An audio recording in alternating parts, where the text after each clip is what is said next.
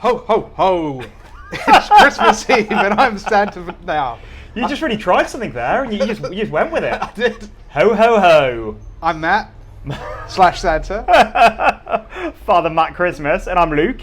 And we are here on the last day of the Beer Jerk Advent Calendar. It's been great sharing this journey with all of you guys. We've had 24 delicious beers, and we've had some great feedback from you on Untapped and on the members group. So thank you for drinking along with us. Thank you for all your comments. This is Gaspar. It's Christmas Eve. It's a brand new day. It's definitely Christmas Eve. We definitely haven't just drank beer number 23, honestly. And we're enjoying Christmas Eve, sitting here at the Fridge and Flagon, our warehouse bar in Auckland, and cracking into a bit of oat wine. This is a beer from Small Gods, and you probably know by now, but Small Gods is Matt and me. We come up with weird beers and make them, and so we have now released 36 different Small Gods beers over the last couple of years, which I counted them up last week, and it's just mad to think that we've, from start to finish, 36 beers, 36 different labels, names, recipes. Yeah. And this bit of journey. And this is a mad beer. So cheers. This is, as far as we know, and we've looked into it, the first oat wine ever brewed in New Zealand. Please correct us if we're wrong. We don't care about home brewers, but commercially brewed in New Zealand. Yeah. If you're a home brewer that's brewed in oat wine, we definitely want to hear about it. Yeah, and bring us samples. But so an oat wine is very similar to a barley wine in origin. And for those of you who don't know what a barley wine is, it's basically a strong ale. It comes from the early days of barley wine come from during the Napoleonic Wars. Yeah. When the British didn't want to buy any of that filthy French muck. Yeah. So they weren't importing wine from France at that time. And so they tasked the brewers in the UK and in Britain to produce something to compete with clarets and the French red wines. So what they brewed was a big, strong, and they called it a barley wine. So a traditional British barley wine has lots of really big malt character, and it's big and boozy.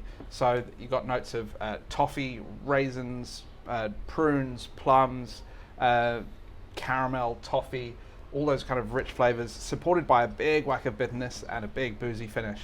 And this takes that concept and replaces a bunch of the barley with oats to up that body and mouthfeel. Yeah, kind of as simple as that. We're pretty big fans of barley wines, so when a New Zealand brewer puts out a barley wine, it's always really fun to get it. And at Beer Jerk, we put together lots of different mixed boxes. And recently we did have somebody complaining to us that they received a box of dark beers and it included a can of wine. So I had a chat with the guy and explained that a barley wine is not a wine, it's actually kind of beer. But easy mistake to make, right? Most would have probably never heard of a barley wine and don't know what it is. But a barley wine is definitely a beer, and our oat wine is most definitely a beer. It's not gone near any grapes at all. Yeah, so we thought, as with Balthazar that you had on the first day of the Advent calendar, this is part of our 3 Magi trilogy. It's named after Gaspar, who came out of India bearing the gift of frankincense for the wee baby Jesus. We ignored the fact about frankincense because we didn't think it sounded like it tasted nice. So what we did instead was we took our hearts back to the British Christmases of our youth in the winter and the kind of rich, heavy puddings that you get. So you'll know this from the Christmas Carol. So do you want to sing it? No. I'm not going to sing it. Bring us some figgy pudding. So I'm just thinking about you just reminiscing about our youth in England, enjoying Christmas with Scrooge and Little Tim and Charles Dickens, and just us growing up in the 1840s. Yeah, that's what it's like. It was a magical time, dear listeners. So this is a figgy pudding inspired oat wine.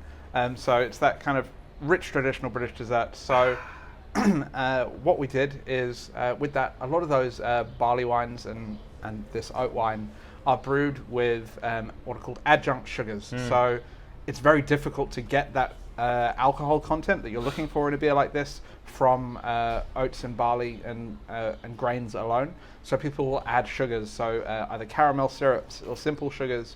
And what we did is we replaced those with golden syrup. So golden syrup is a traditional British ingredient that you don't see so much here, though it does appear in the Edmonds cookbook, which I'm sure you're all familiar with. And it's a kind of a rich caramel that we use to bolster that alcohol content while providing that layer of kind of burnt toffee sweetness in there. And then we made up our own fig puree. We kind of soaked. That was fun. Yeah, it was. Got the biggest blender in the world. It was ridiculous. It was just we borrowed one from a friend that runs a chain of restaurants. And cheers, Sammy. Yeah, thanks, Sammy. And it just looks like almost like a pneumatic drill. It's like a stick blender that you blend your soup with, only giant. So that was a fun project, blending those up. Yeah, so we blended up a bunch of dried figs, which we rehydrated in wort to kind of get them to soak up all that liquid, blended them up and got them in the boil. So you got that layer of that fig note coming through, all those, along with the dark fruit flavor from the malts, the body from the oats. We used 4 different kinds of oats in here. We used malted oats, flaked oats, chit oats, and golden naked oats. So really wanting to get the most out of that ingredient to really celebrate the oatiness of it all. Yeah, and oats bring a lot of things to beer. They have a lot. Oats have a lot of protein. And they give the beer the sort of the mouthfeel, the texture of it, and it's it's like a mouth-coatingly thick beer. This, which is exactly what oats bring to a beer. So you have historically you've had oatmeal stouts that you may have heard of and probably drank even, and but again that's just a stout that's a bit thicker physically. And then in recent times, oats have been a popular addition in things like New England IPAs. And also, like yesterday's kettle sour, I think maybe had some oats in it for body. Possibly oats or wheat. So, but it's a useful extra grain. Yeah, oats and wheat are both high in protein, which adds body to beers. So, as Luke said, it's particularly prevalent in hazy IPAs, where you get that, where you're looking for that soft, pillowy mouthful, that kind of fluffiness in the body of the beer, and that's what those oats bring. So this is one of a trilogy. So you enjoyed Balthazar and Day One, and there's also Melchior, which you may have had if you get the Beer of the Week subscription that we'll come back to in a second. But we have an amount of these beers left. I think it's the one is really quite low, like a few cases. This one, So we've got a little bit more of one of the other ones. But if you want to get more of these beers or the one that you've missed, head to the Beer Jack website and you can buy the 3-pack on there. You can also buy a 6-pack or a 12-pack, which include these beautiful Small Gods glasses with a star that the wise men followed. Yeah. And this is definitely a beer, like the other two, that will improve with age. Yeah, absolutely. With a lot of these big boozy beers, it's the same as a good red wine. You just stick them in somewhere dark in the back of a cupboard. We also talk about cellaring beers, but I don't think anyone has a cellar in New Zealand. I wish I had a cellar. I used to in my old house. Glorious. Full of beers. Yep, it was. I've got a little cubby under this house that I haven't used yet because they're all in the cupboard, but I should probably use it. Yeah. Just call it your cellar. It's full of spiders though. Okay, yeah. So a beer like this is excellent for cellaring or cupboarding, and this bit will definitely taste better next Christmas. So cast your mind forward and just imagine yourself having Christmas dinner and giving yourself a good old pat on the back because you had the forethought to buy another few Gaspars and the other beers in the Magi trilogy from Beer Jerk. And one thing that you will have done, which we should have told you about at the top of this video, is if you are just cracking into the beginning of this can and you've pulled it straight from the fridge, let it sit for a while. Ideally, you've watched this video beforehand for some reason, and you haven't started drinking yet. Leave it out for half an hour before you start drinking this beer. Let it warm up to cellar temperature or even room temperature, 10, 12, 14 degrees. What you'll get from that is that slightly sharp alcohol note that you get when it's super cold will drop away, and you'll really make the most of that rich fruit character in the middle of the palate. So even if you've already started it, sip it slowly over the course of an hour, let it warm up to room temperature, cup it in your hands if you're in a hurry. Or crotch, tuck it in there. There you go. You'll benefit from drinking that beer as it warms up. So you can pop it in the oven, hey? Yep, if you cooked your Christmas turkey and pulled it out of the oven, turn the oven off, pop it in for a little while. It's a top tip from me to you. Again, we take no responsibility for you destroying your glasses in the oven and having a big beery mess in there.